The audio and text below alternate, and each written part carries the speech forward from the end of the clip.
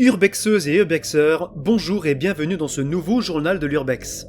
Avant de commencer, attention, les deux premiers sujets sont assez glauques, donc j'invite toutes âmes sensibles à se diriger vers le troisième et dernier sujet grâce à la timecode. Occitanie, la maison Formol. Si vous suivez Joe Urbex de très près, ce qui je pense est le cas, vous devez sûrement connaître la maison Formol.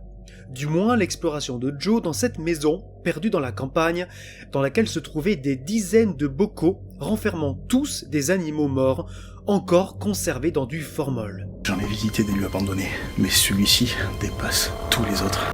Cette vidéo date d'octobre 2021, soit plus d'un an aujourd'hui. Malgré tout, avec une toute nouvelle équipe, nous avons tenté d'y pénétrer afin de pouvoir pousser plus loin cette exploration qui avait été écourté précipitamment par Joe, car étant tombé à ce moment-là sur ce qui semblait être des voleurs. Nous avons constaté sur place que toutes les menuiseries étaient condamnées par des planches et OSB solidement installées, sauf une et une seule fenêtre, que l'on pouvait d'ailleurs ouvrir de l'extérieur. Nous avons trouvé cela très étrange, sachant qu'une chaise se trouvait en dessous, donc à mon avis, d'autres personnes avant nous avaient trouvé cette petite astuce. Mais notre joie n'était que de très courte durée, car à peine entré dans la seconde pièce, une alarme a retenti. Nous nous sommes donc bien évidemment sauvés afin de rentrer chez nous. Bredouille, malheureusement.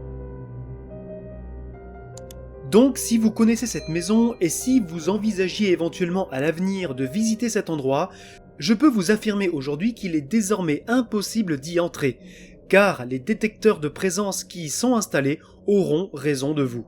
Dommage, nous ne saurons jamais ce que contient ce fameux carnet posé juste à côté de certains bocaux. Je pense là tout de suite à un carnet qui était juste derrière les bocaux, que je comptais vous filmer, mais bon, j'avais pas prévu qu'il y ait quelqu'un dans la maison. Île-de-France, morgue de la Cervelle.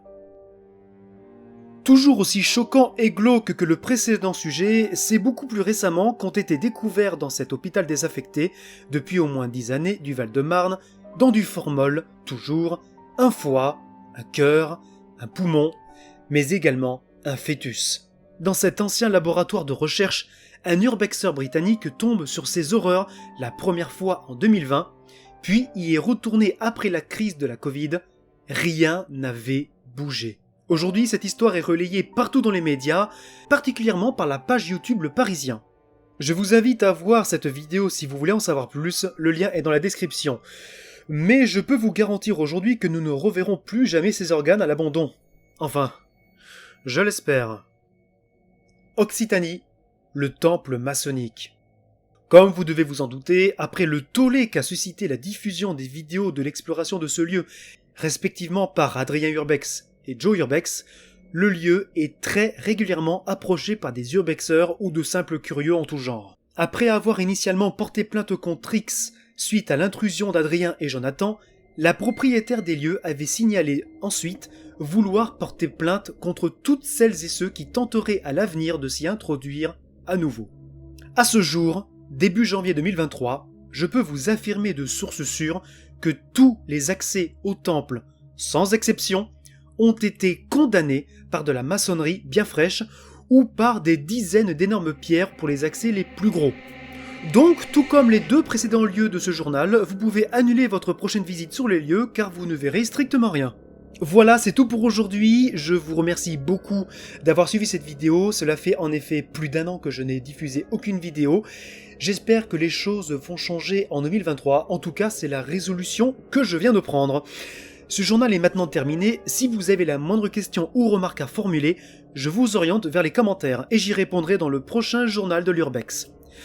Je vous souhaite à toutes et à tous une excellente soirée, prenez soin de vous et à très tout de suite.